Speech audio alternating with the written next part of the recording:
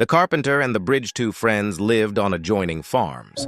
For 40 years, they had farmed side by side, sharing machinery and trading labor and goods without a hitch. Then the long collaboration fell apart. It began with a small misunderstanding, and it grew into a major difference, and finally, it exploded into an exchange of bitter words, followed by weeks of silence. One morning, there was a knock on the first friend's door.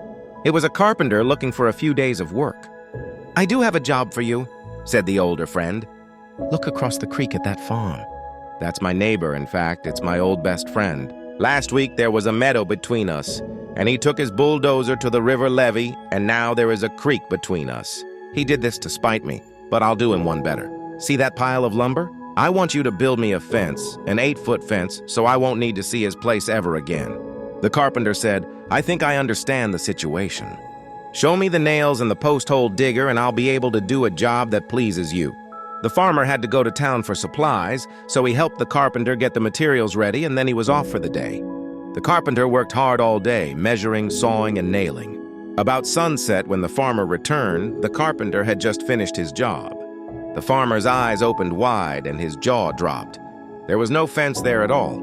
Instead, there was a bridge stretching from one side of the creek to the other.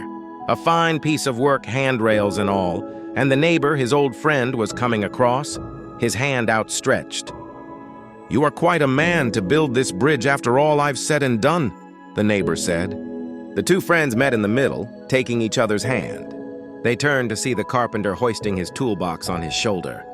"No, wait, stay a few days. I've got a lot of other projects for you," said the farmer. "I'd love to stay on," the carpenter said, "but I have many more bridges to build." The moral of the story: anger builds walls, but forgiveness builds bridges. It is easy to shut people out when we are hurt, but true peace comes from connecting, not separating. Be the carpenter in your own life. Whenever possible, choose to build a bridge. Would you like a story about a specific theme next, such as trust or patience?